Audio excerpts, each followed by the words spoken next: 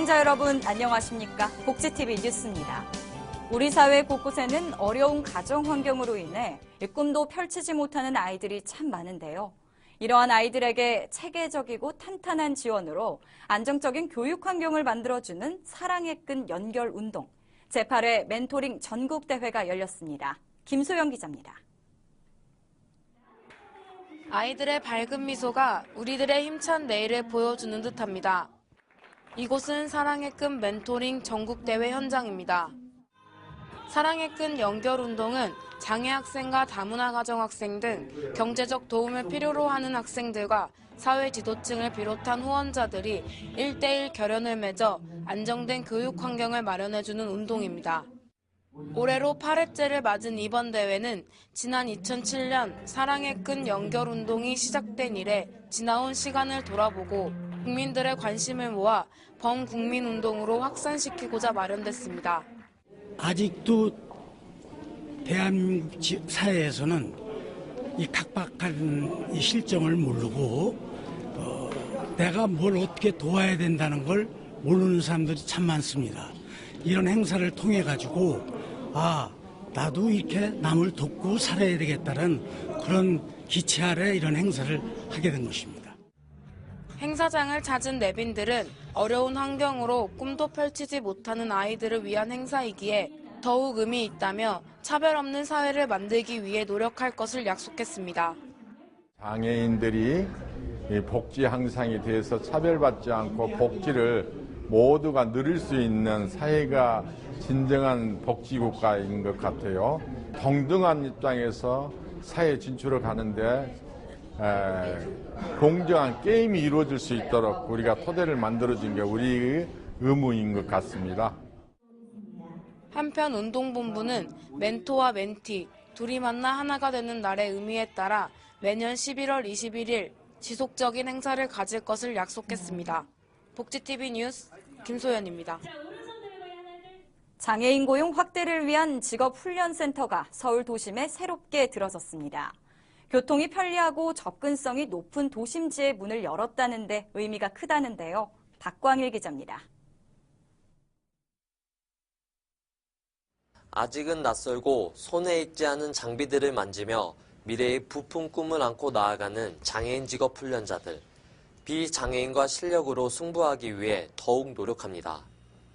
장애인 직업 훈련을 위한 서울 맞춤훈련센터가 문을 열었습니다. 훈련 접근성이 우수한 서울 도심지에 장애인 전용 훈련 기관을 새롭게 설립하게 된 것을 매우 기쁘게 생각합니다. 공단은 고용노동부와 함께 장애인 고용 확대를 위하여 직업훈련 기회를 확대하고 체계적인 기업훈련 수요를 파악하여 일자리 연계형 맞춤 훈련을 더욱 활성화하겠습니다. 그동안 장애인들이 직업훈련을 받고 싶어도 접근성의 문제로 어려움이 많아 이에 한국장애인고용공단은 접근성이 높은 도심지에 훈련센터를 설치했습니다. 과거에는 제가 알아서 들어가서 눈치껏 일에 적응을 해야 됐었는데 컴퓨터 활용 능력도 배워서 엑셀 같은 거 많이 배워서 이것도 몰라 하는 소리를 듣지 않게끔 준비를 하고 있습니다. 훈련센터는 장애인 100여 명이 훈련받을 수 있는 규모로 강의실과 대회의실, 스터디룸과 체력 단련실 등의 시설을 갖추고 있습니다. 훈련 비용은 사업주와 장애인 훈련생 모두에게 전액 국비로 지원됩니다. 한편 현재 훈련센터에서는 총 6개 업체에 44명이 훈련 과정을 거치고 있습니다. 복지TV 뉴스 박광일입니다. 내년부터 여성 인구가 남성보다 많은 여초 시대가 열리면서 고령화로 인한 인구 구조에 큰 변화가 시작될 것으로 보입니다. 통계청에 따르면 여성의 기대 수명이 늘어나면서 내년 여성 인구는 2,531만 명으로 남성 인구를 10,000명가량 추월해 관련 통계 작성이 시작된 지난 1960년 이후 처음으로 여초 시대가 열릴 것으로 내다봤습니다. 또 15세에서 64세 사이 생산 가능 인구는 2016년 정점을 찍고 감소세로 돌아서며 2017년부터는 65세 이상 고령 인구가 총 인구 대비 14% 이상이 되는 고령사회가 될 것으로 전망했습니다. 국세청이 서민 지원을 위해 내년에 2조 원가량을 투입한다고 밝혔습니다. 국세청은 내년부터 근로장려금 지급 대상에 전문직을 제외한 자영업자가 포함되고 근로장려금 지급 기준인 가구원의 재산 합계가 1억 4천만 원으로 완화되면서 내년에 지급되는 근로장려금이 올해보다 4천억 원 이상 증가한 1조 1천억 원가량이 될 것으로 추산했습니다. 또 18세 미만의 부양 자녀가 있는 서민층에게 자녀 1인당 최대 50만 원을 지급하는 자녀 장려세제가 도입되면서 자녀 장려금도 9천억 원 가까이 될 것이라고 전망했습니다. 성폭력과 가정폭력 등 이 여성폭력의 피해자들은 평생 지울 수 없는 아픔을 안게 됩니다.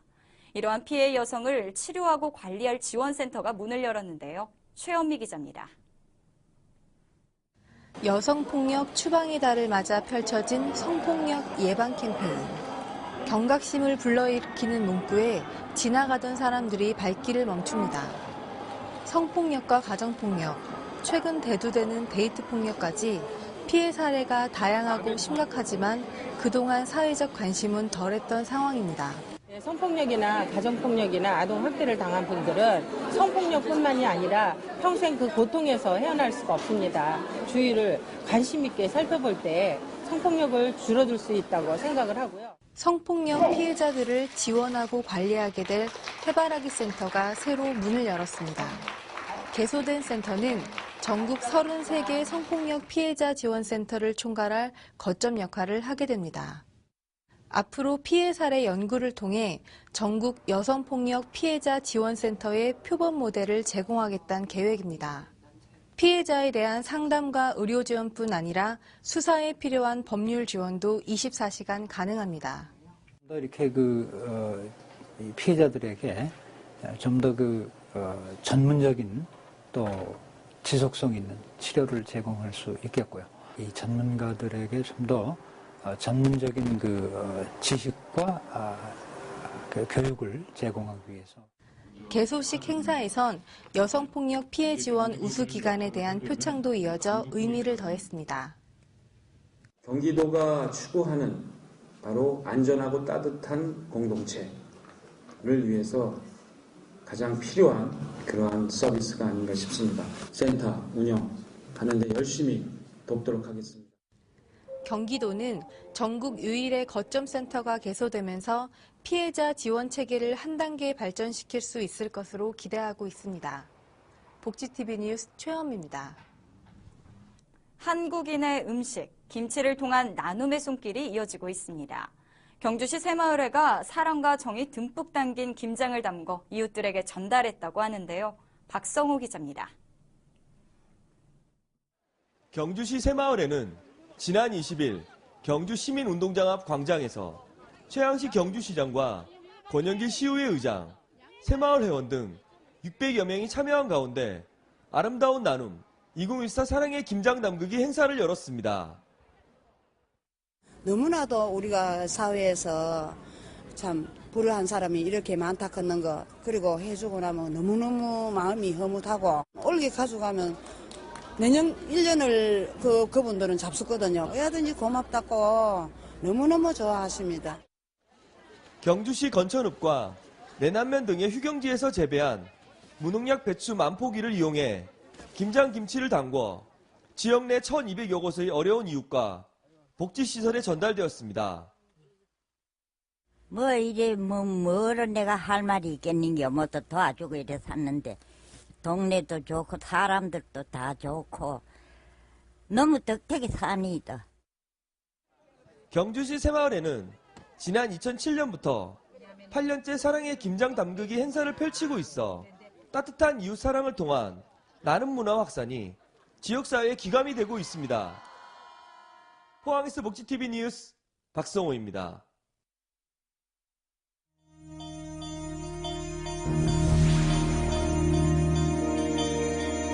이어서 간추린 뉴스를 전해드립니다. 다음 달 1일부터 제주도에서는 음주운전 동승자도 형사처벌을 받게 됩니다. 제주 동부경찰서는 음주운전을 알면서 묵인한 동승자에 대해 음주운전 교사 또는 방조 혐의로 형사 책임을 물을 것이라고 밝혔습니다. 음주운전 교사는 3년 이하 징역 또는 1,000만 원 이하의 벌금을, 방조는 1년 6개월 이하의 징역 또는 500만 원 이하 벌금에 처해집니다. SPC그룹이 서울 지역 9개 장애인 제과제빵 작업장에 대한 기술 지원 사업을 시작합니다.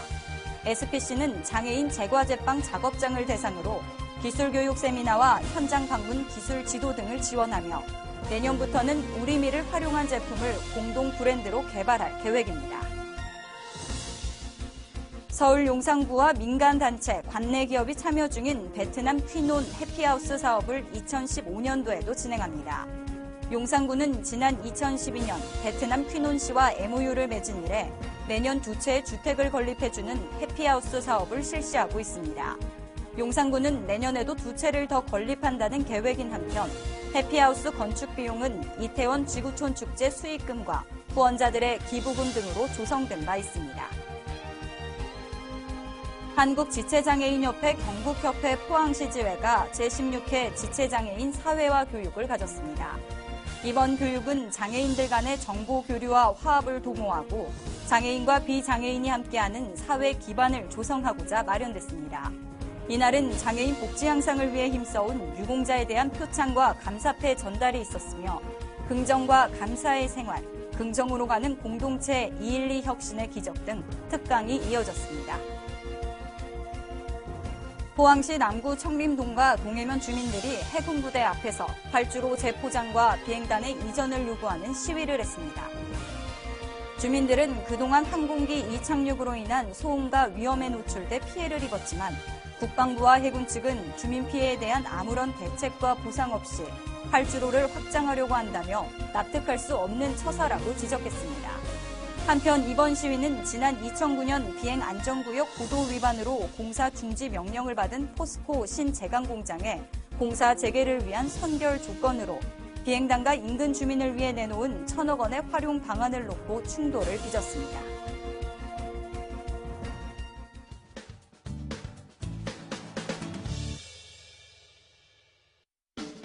한 주간의 사회복지 행사를 한눈에 알려드리는 시간 복지 게시판입니다.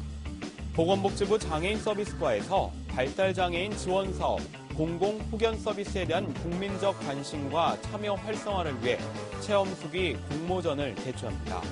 현재 공공후견인으로 활동하고 있거나 교육 수료 과정을 통한 서비스 제공과 이용 사례에 대한 체험수기를 접수합니다.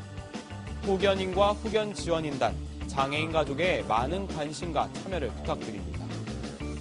인천시 광역치매센터에서는 치매에 대한 부정적인 인식을 개선하고 치매 예방의 중요성을 알리기 위해 2014년 치매 인식 개선 사진 및 UCC 공모전을 개최합니다.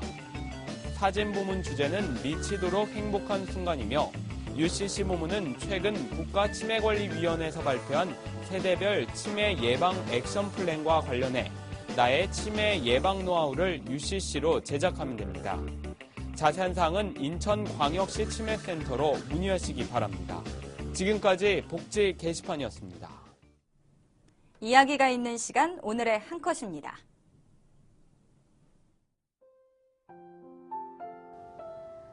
서울시 노원구 중계동의 104번지 백사마을.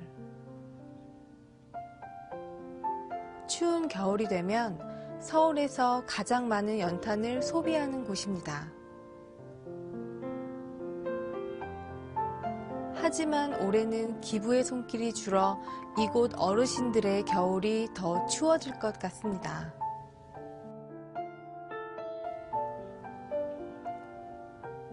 $500원의 연탄 한 장이면 누구나 따뜻한 마음을 나눌 수 있습니다. 날씨가 추워지면 더욱더 생각나는 우리 이웃들이 있습니다. 이 물질적인 큰 도움이 아니더라도 우리의 마음을 담은 작은 도움이 모이면 따뜻한 겨울을 만들 수 있을 텐데요. 내가 할 수 있는 작은 도움은 무엇이 있는지 생각해 보셨으면 합니다. 이상으로 복지TV 뉴스를 마칩니다. 시청해 주셔서 고맙습니다.